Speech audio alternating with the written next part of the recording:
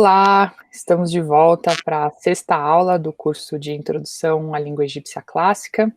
A gente falou até agora dentro das formas nominais, né, substantivos, adjetivos, falamos dos pronomes na última sessão, e agora eu passo para o Ronaldo para a gente continuar com o próximo conteúdo do programa.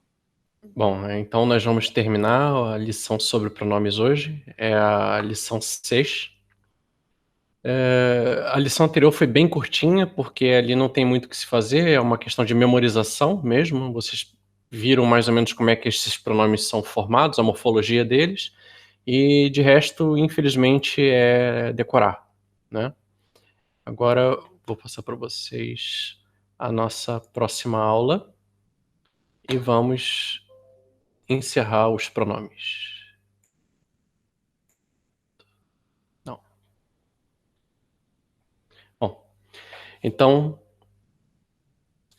essa segunda parte da lição sobre os pronomes, né, que são os pronomes demonstrativos e os pronomes interrogativos.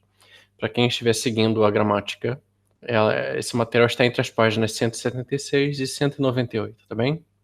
Então vamos lá. Pronomes demonstrativos. Essa é uma lição que segue aquela mesma lógica que nós vimos na aula anterior.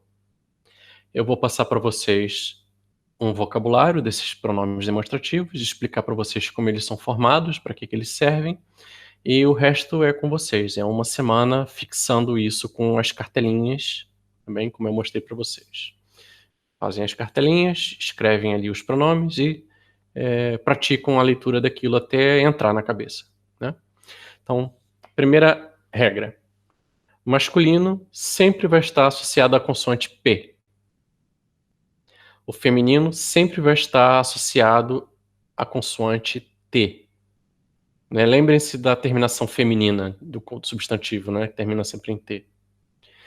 E o plural vai ser comum para masculino e para feminino e sempre vai estar associado à consoante N.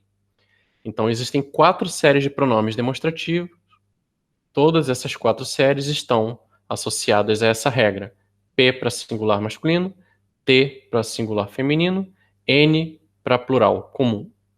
Tá bem? Então vamos pôr isso na prática, né? Essa é a primeira série, é uma série arcaica, é a série mais comum da língua arcaica, uma série bem comum também no início da língua clássica. Pu para masculino, tu para feminino, nu para plural. Vocês reparem que é uma forma demonstrativa bastante ambígua. Ela serve igualmente para este, esse, aquele. Esta, essa, aquela. Estes, esses, aqueles. Tá bem? Na língua clássica, para manter a coerência, eles vão aparecer principalmente em textos religiosos, né? É aquela regra dos textos arcaístas, né? A valorização, a preservação das tradições e das formas mais antigas como algo que dê mais substância e mais legitimação aos textos religiosos. Existe a possibilidade dessa forma pu, tu, nu aparecer com vocativos, né? Nesse caso, eles vão aparecer pu, i, tu, i, nu, i. Não são formas muito comuns, tá bem? E no plural, ipen, ipeten, ipu, ipitu.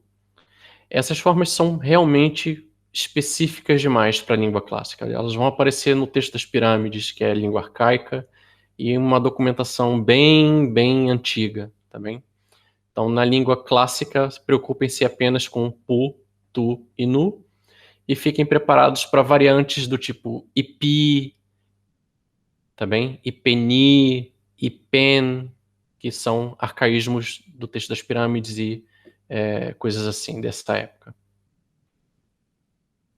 Bom, segunda série, pen, ten e nen. Novamente, pen para masculino, ten para feminino e nen para plural comum. Essa é a forma em uso durante o Reino Médio e na língua clássica, tá bem? Ela preserva essa ambiguidade da série arcaica. Então, pen serve para este, esse, aquele. Ten serve para esta, essa, aquela. Nen serve para estes, esses, aqueles. Estas, essas, aquelas. Também plural comum. Bom, durante o período de uso da língua clássica, naturalmente os egípcios encontravam dificuldades na comunicação com essa ambiguidade de pronomes demonstrativos que servem para tudo que está próximo e aquilo que está distante. Então existe uma série chamada artificial, que é Pef, Tef, Nef. Ela é artificial porque ela não fazia parte da língua falada, ela é uma ferramenta gramatical, tá bem? E ela aparece na língua escrita apenas, e tem a função de desambiguação. Ela é só para se referir ao objeto distante, né? Então o Pef, também escrito Pefá, esse e aquele, né? Quando é este, apenas o pen. Tef ou tefá, essa, aquela. Não serve para esta. Esta é só ten. E nef e nefá serve para esses, essas, aqueles, aquelas. Tá bem? Só para objetos mais distantes, né? É uma série desenvolvida para a criação do contraste com pen, ten, nen. Ok? Existe uma forma variável dessa, uma variante da série Pefá, que é Pefi, Tefi e Nefi, que costuma aparecer com um caráter pejorativo, porque ela tende a ser empregada para se referir ao deus Set, ou para seres hostis, ou para ambientes inóspitos, tá bem? Então, ela é sempre pejorativa nesse emprego. Também. Então, ela pode ser traduzida como esse viu, ou aquele viu, etc. Tá bem? Bom, a quarta série. A quarta série, pá, tá, na, é chamada de coloquial porque acredita-se que ela esteja diretamente relacionada à língua falada. É uma simplificação, é uma língua falada, tal, serve como base para os artigos de definição, que eles ainda não existem, mas vão aparecer na língua neo-egípcia. Mas aqui vocês já começam a ver um processo de formação dos primeiros artigos da língua egípcia, tá bem? Então, a tradução da série pa, ta, na é sempre este, esse, aquele. Segue a mesma lógica, tá bem? Mas também pode ser tratada como o daqui, os daqui, este daqui, ou o dali, os dali, este dali, né? Ou os de lá, aqueles de lá.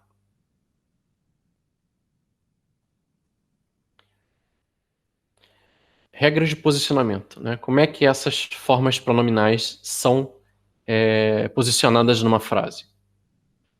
Então, existe uma regra para posicionar singular e uma regra para posicionar plural. A regra de demonstrativos no singular é a seguinte: a série pu, tu, pen, ten vem logo após o substantivo, né? Então, casa, per, pu. Ou casa, per, pen. Esta casa.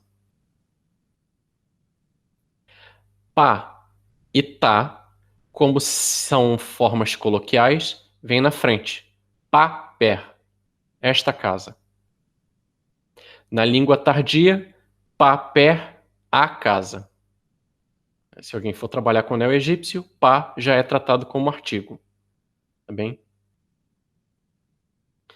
Depois, a forma artificial, pef e tef, tanto pode ficar antes ou depois do substantivo. Já que ela é artificial, tanto faz. Pef, per, esta casa. Desculpem, essa casa. Per, pef, essa casa na mesma. Não muda em nada. Tá bem? Aquela casa, per, pef, per, Aquela casa também, né? Não tem regra fixa no PEF e no TEF. Agora, no caso do plural, há uma regrinha um pouco diferente. Todo plural precede o substantivo. Ele vem antes. Só que ele vem acompanhado de uma preposição ou um genitivo indireto, N. É uma espécie de suporte para o plural. Então, nós temos aqui nef, né, ou aqueles, depois um N, que é um suporte para o nef. E aí, por último, vem o nome no plural, o substantivo no plural. Então, nef, N, kasut, né? Aquelas, esses países estrangeiros. Kasut, territórios estrangeiros, vales, regiões desérticas, né? Aqui eu escolhi traduzir isso como países estrangeiros ou regiões estrangeiras. Então, nef, essas ou aquelas. N não tem tradução, é simplesmente N, está ali por questões egípcias, não em português. E kasut, a palavra que é identificada pelo demonstrativo. Se nós fôssemos traduzir isso, a letra ficava essas de regiões, que não faz sentido. Por isso nós cortamos, tá bem? Essas regiões. Basta lembrar que ela é uma necessidade da língua egípcia, então ela é transliterada. Tem aqui o Nzinho aqui, bonitinho. Ok? Vamos a seguir. Bom, outra coisa. As formas demonstrativas no plural também podem ser empregadas no singular para definir o neutro. Isto, isso e aquilo. Quando ela é colocada como uma forma neutra, ela se comporta como qualquer demonstrativo do singular. Ou seja, ele não tem mais o genitivo indireto N. E ele vai ser posicionado como se fosse um singular. Tá bem? Então é possível que vocês vejam um demonstrativo no plural sem o N e ele não vai estar fazendo sentido na frase porque estamos falando de algo no singular. Trata-se desse caso. O plural sendo empregado num singular neutro. Tá bem? Então vamos seguir. Pronto. E quando nós temos substantivos compostos, né? Como é que os demonstrativos se comportam com os substantivos compostos? Então, temos aqui o caso genitivo direto. Para quem não se lembra, genitivo direto é aquela relação AB que não é marcada e que nós interpretamos AB como A de B. Nesse caso, o demonstrativo vai vir após a relação A de B. Né? Então, nós temos aqui um nesut e um sa, ou seja, para quem é mais atento já reconhece aqui uma antecipação honorífica, né? É um sa nesut. E por último, o pen. Então, a letra fica filho do rei, esse. Né? Filho do rei é a forma egípcia para príncipe, né? Seria príncipe esse. Então, nós, para trazermos isso para fazer sentido em português, convertemos a ordem. Esse ou aquele, desculpem, esse príncipe. Tá bem?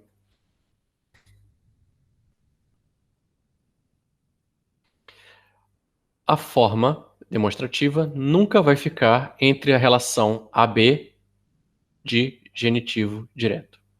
Vocês nunca vão encontrar o sa e depois o pen e depois o nesut. Isso não é possível. Também. Temos aqui um outro caso. Não é uma relação genitiva direta, é simplesmente um substantivo, bak, pen. Bak, pen, servo, esse. Ou servo, este. Aí nós trabalhamos a ordem das palavras. Este servo. Elemento A, a palavra servo. Ok? Substantivo. Elemento B, a palavra pen. Pronome demonstrativo. Essa parte deve ter ficado clara já. Agora, E num genitivo indireto? Um genitivo indireto, o pronome demonstrativo vem após o primeiro substantivo, primeiro nome. Então vamos lá. Lembram-se do backpen? Backpen. Backpen. Até aí que nós já tínhamos. Aí depois vem o N, que é um adjetivo genitivo, e depois Nesut. Então, servo esse, pertencente ao rei. Vira esse servo real. Backpen, servo esse. N, pertencente. Nesut, o rei. Servo, este. É a mesma coisa que este servo. Pertencente ao rei, este servo real. Agora vamos pensar aqui nas relações AB. Né? Essa é a posição do N, é logo após o pronome demonstrativo. Temos aqui a nossa relação AB, que nós vimos agora na última apresentação do genitivo direto. Backpen é uma relação AB, que aqui já vai ser tratado como uma unidade A. Vem aqui o nosso adjetivo genitivo, certo? Nosso B. Backpen, N, que é o pertencente. Agora nós temos uma nova unidade A. Sobrou um elemento ali, que é Nesut, que é o rei. Então, ele é chamado para essa relação AB.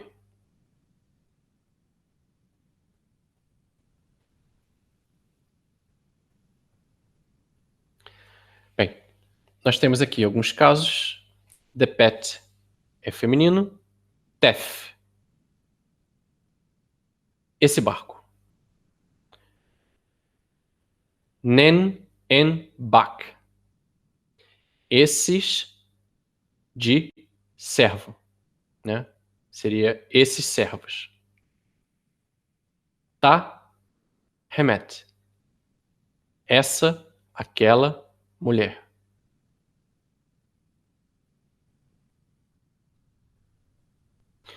Bom, essa série pá, tá, na vai ser base para a construção de um artigo possessivo, que é o primeiro passo para a construção dos pronomes, dos artigos definidos, né?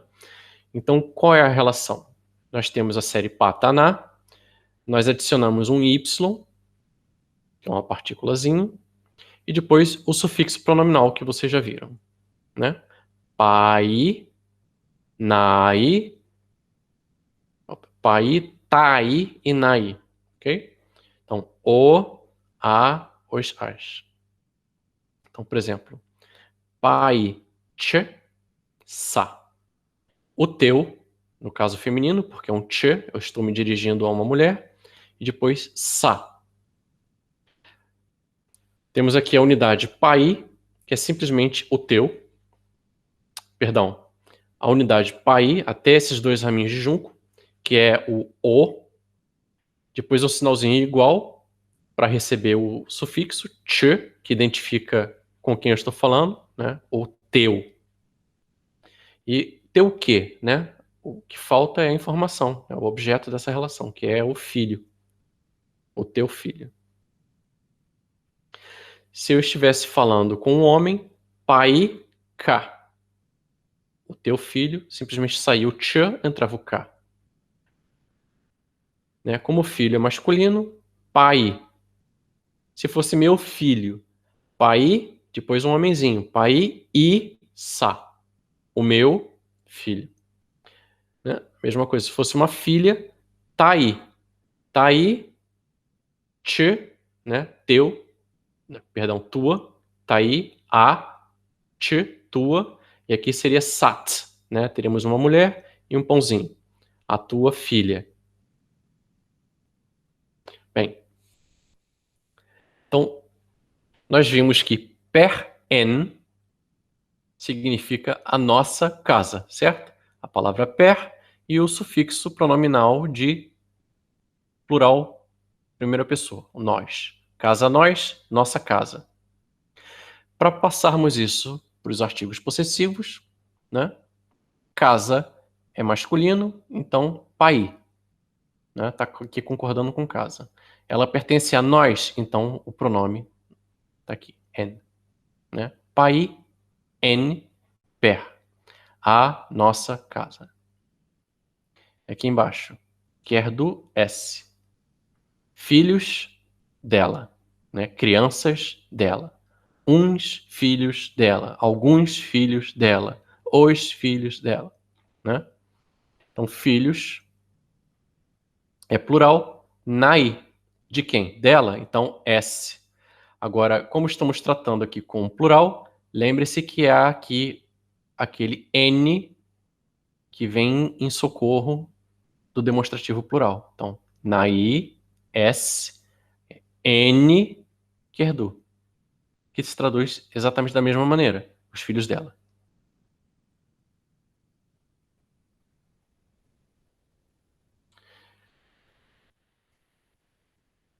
Temos aqui agora duas frases. Pai, até aqui. Pai, agora um homenzinho, e. A minha. E depois vem uma palavra chamada queru. Q-R, queru, ru, u. Tudo isso aqui complemento fonético, tá bem? Complemento fonético, complemento fonético, complemento fonético, complemento fonético. E um determinativo, homem com a mão na boca. Pai, queru, a minha voz. Pai, a minha. Algo masculino, né? Voz em egípcio é masculino, né? Vejam aqui a terminação, não tem o T.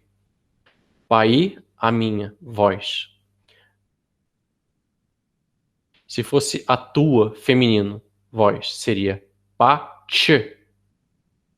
Voz continua masculino, mas é a voz de uma mulher. Pa, pai, ch. Pai, k. A tua, masculina, tua, voz. Pai, f. A voz dele, né? Pai, f, queru.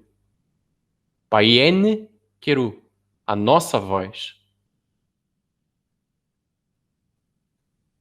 E na próxima frase, paiek, né? Pai, ek, ou seja, estou falando de um masculino, singular, e estou me dirigindo a um homem. A tua terra, tá. A tua terra, rena, junto com pai, a minha. A tua terra e a minha. Bom, pronomes interrogativos, né? Eles são, na verdade, locuções. Nós não temos pronomes, na verdade, né? Esse tcheni aqui, na verdade, é um advérbio. Nós vamos vê-lo na hora da lição sobre os advérbios. E esse peter aqui é o pronome de fato. É o pronome interrogativo quem o que. Então, se vocês repararem, os pronomes interrogativos dessa tabela são preposições ou combinações de preposições, né? MM, através do quê? Seria através, né? RM, de onde ou para onde? M, quem o quê? Her, M, por quê? Né? A respeito do quê, sobre o quê? Né? Isso tem que ser mesmo memorizado. Normalmente os pronomes interrogativos são posicionados como pronomes dependentes, mas isso não é uma regra muito fixa. Nós vamos ver isso a fundo quando nós formos realmente trabalhar com frases, tá bem? Então, agora é simplesmente uma questão de assimilar vocabulário. Então, por exemplo, aqui, um exemplo. Temos o netek, que é um pronome independente, e um m, né? Seria netek m. Tu, o que? Ou tu, quem? Né? Tu, quem és tu? Lembre-se sempre que o verbo de ligação não é marcado. Então, o egípcio vai falar tu quem, mas ele vai entender quem é você, quem és tu, não é? E a resposta, como nós vimos na última aula, eu, Osíris, Neb, Inek, Osir, Neb de Edu, eu sou Osíris, o senhor de Busíris, tá bem? Resposta para aquela pergunta, quem és tu? Eu sou Osíris, o senhor de Busíris. Reparem que não há aqui marcação, né? Eu posso dizer simplesmente eu, vírgula, Osíris, vírgula, o senhor de Busíris. Deixar tudo em a posição. Então, nós terminamos aqui a lição sobre os pronomes. E o que eu posso recomendar agora é que se façam as tabelinhas com os pronomes e que comecem a fixá-los, tá bem? Especialmente pronomes sufixais. Vocês viram que os pronomes sufixais são a base para os próximos pronomes, tá bem? E depois, quando formos para a parte dos pronomes demonstrativos, ter em mente que P demarca masculino, T demarca feminino e N demarca o plural. Mas, plural, N, sempre terá o auxílio de um genitivo N fixo, tá bem? E que as regras de posicionamento, sim, são dependentes de termos o singular ou o plural, tá bem? Obrigada, Ronaldo, e até a próxima. Que as memorizações sejam intensas, né? Uma semana de pouco vídeo e muito trabalho. Muito trabalho, muita cartelinha, né? Eu vou começar a comprar aqui as caixinhas ou guardar caixinhas de cotonete, ou fazer caixinhas de plástico, de papelão, uma gavetinha, o que vocês puderem para começar a colecionar seus papelinhos, porque eles vão se multiplicar. Isso. Começa a pôr na geladeira já, né? É. Legal. Obrigada, gente. Até a próxima. Tchau, tchau.